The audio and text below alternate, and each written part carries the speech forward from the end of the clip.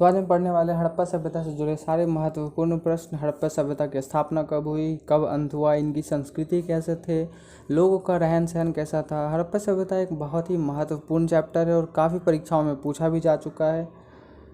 तो ये वीडियो काफ़ी लंबी हो जाती है, इसलिए मैंने इसे 2 पार्ट में डिवाइड कर दिया है। 2 पार्ट में मैं इसे पूरी कवर करने की कोशिश करूँगा। और मेरे लिए सबसे इम्पॉर्टेंट बात, प्लीज़ मेरे चैनल को लाइक, सब्सक्राइब और शेयर करें, मेरे चैनल को ग्रो करने में मदद करें। तो बढ़ते हैं पहले स्लाइड की ओर। तो हड़प्पा सभ्यता कब से लेकर कब तक चली थी। तो हड़प्पा सभ्यता जो थी वो 2500 ईस्वी से 1750 ईसा पूर्व तक चली थी। दूसरा प्रश्न, सिंधु घाटी सभ्यता में घोड़े के जो अवशेष मिले हैं वो कहाँ से मिले हैं। तो घोड़े के अवशेष हमें सुरकोटदा से मिले हैं। तीसरा प्रश्न, निम्नलिखित में से कौन सी धातु हड़प्पा काल के मोहरों में इस्तेमाल किए जाते थे। तो हड़प्पा काल के जो मोहर थे उनमें जो धातु इस्तेमाल की जाती थी वो धातु सेल खड़ी की इस्तेमाल की जाती थी। चौथा प्रश्न, हड़प्पा सभ्यता किस युग की सभ्यता थी। तो ये पूरा पाषाण युग की सभ्यता थी। कहीं कहीं आपको कांस्य युग भी देखने को मिलेगा, लेकिन मैंने गूगल किया, ये पूरा पाषाण काल की सभ्यता थी। तो हड़प्पा सभ्यता के लोग किस तरह के निवासी थे। तो आप सबको पता ही होगा, हड़प्पा सभ्यता के लोग शहरी निवासी थे। उनका रहन सहन बिल्कुल शहरियों जैसा था। छठा प्रश्न, सिंधु सभ्यता के घर किससे बनाए जाते थे। तो सिंधु सभ्यता के जो घर थे वो ईंटों से बनाए जाते थे। हड़प्पावासी किस वस्तु के उत्पादन में आगे थे। तो हड़प्पावासी जो थे वो कपास के उत्पादन में आगे थे।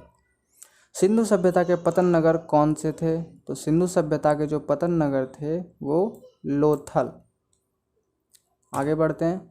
हड़प्पा कालीन समाज किन वर्गों में विभक्त था। तो हड़प्पा कालीन समाज जो था वो विद्वान, योद्धा और व्यापारी और श्रमिक में विभक्त था। 10वां प्रश्न, सिंधु सभ्यता का सर्वाधिक उपयुक्त नाम क्या था। तो सिंधु सभ्यता का सर्वाधिक उपयुक्त नाम सिंधु घाटी की सभ्यता थी। छूट गया यहाँ थोड़ा सा, तो सिंधु घाटी की सभ्यता थी। 11वां प्रश्न, हड़प्पा सभ्यता की खोज किस वर्ष की गई थी। तो हड़प्पा सभ्यता की जो खोज है वो 1921 में की गई थी। हड़प्पा के लोगों की सामाजिक पद्धति कैसी थी। तो हड़प्पा के जो लोग थे उनकी सामाजिक पद्धति उचित समतावादी थी। सिंध का नखलिस्तान हड़प्पा सभ्यता के किस स्थान को कहा जाता है। तो सिंध का नखलिस्तान हड़प्पा सभ्यता के मोहनजोदड़ो को कहा जाता है। इसमें ऑप्शन गलत दिया हुआ है, तो मोहनजोदड़ो को कहा जाता है। 14वां प्रश्न, हड़प्पा सभ्यता का संपूर्ण आकार किस तरह का था। तो हड़प्पा सभ्यता त्रिभुजाकार था। हड़प्पा सभ्यता के अंतर्गत हल से जोते गए खेत के साक्ष्य कहाँ मिले हैं। तो ये मिले हैं कालीबंगन में। मोहनजोदड़ो कहाँ स्थित है। तो मोहनजोदड़ो जो वर्तमान में स्थित है वो है पाकिस्तान में। 17वां प्रश्न, सिंधु सभ्यता में बृहत स्नानागार कहाँ पाए गए थे। सबसे बड़े जो स्नानागार थे वो कहाँ पाए गए थे। तो ये पाए गए हैं मोहनजोदड़ो में।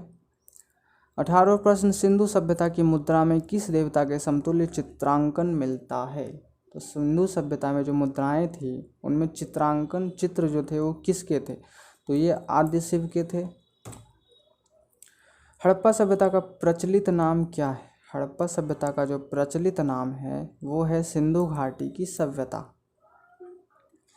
तो भारत में खोजा गया सबसे पुराना शहर कौन सा था। भारत में सबसे पहले पुराना शहर खोजा गया वो है हड़प्पा। आगे बढ़ते हैं।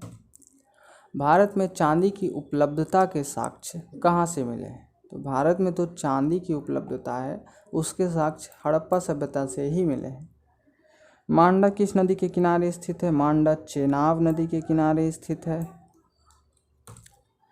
23वां प्रश्न, हड़प्पा में उन्नत जल प्रबंधन प्रणाली का पता चलता है कहाँ पे।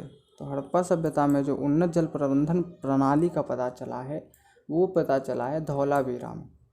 24वां प्रश्न देखते हैं, हड़प्पा की मिट्टी के बर्तनों पर किस रंग की परत मिली है। तो हड़प्पा काल में जो मिट्टी के बर्तन हुआ करते थे उसमें जो रंग चढ़ाया गया था वो लाल कलर के रंग मिले हैं। हड़प्पा एवं मोहनजोदड़ो की खुदाई के प्रभारी थे। तो हड़प्पा और मोहनजोदड़ो के जो खुदाई हो रही थी उसके प्रभारी हैं सर जॉन मार्शल। सिंधु घाटी और मेसोपोटामिया के व्यापार के बारे में किस पशु से पता चलता है? तो उनके बारे में जो व्यापार होता था वो बैल पशु से पता चलता है। सिंधु घाटी के लोग विश्वास करते थे, तो सिंधु घाटी के जो लोग थे वो विश्वास करते थे मातृशक्ति, मतलब मातृशक्ति में। 28वां और लास्ट प्रश्न, निम्नलिखित में से कौन सी मोहनजोदड़ो की सबसे बड़ी इमारत थी? तो सबसे बड़ी इमारत जो थी मोहनजोदड़ो की वो विशाल स्नानागार ही था। तो आशा करता हूँ आपको वीडियो अच्छी लगी होगी, और अगर अच्छी लगी है तो प्लीज़ सब्सक्राइब करें, लाइक करें, और बहुत जल्द मैं करंट अफेयर का सेशन लेके आने वाला हूँ। तो जुड़े रहें मेरे चैनल से ऐसा ही जीके और करंट अफेयर्स के लिए। Thank you. मिलते हैं नेक्स्ट पार्ट में कंप्लीट जानकारी के साथ। तब तक के लिए बाय बाय।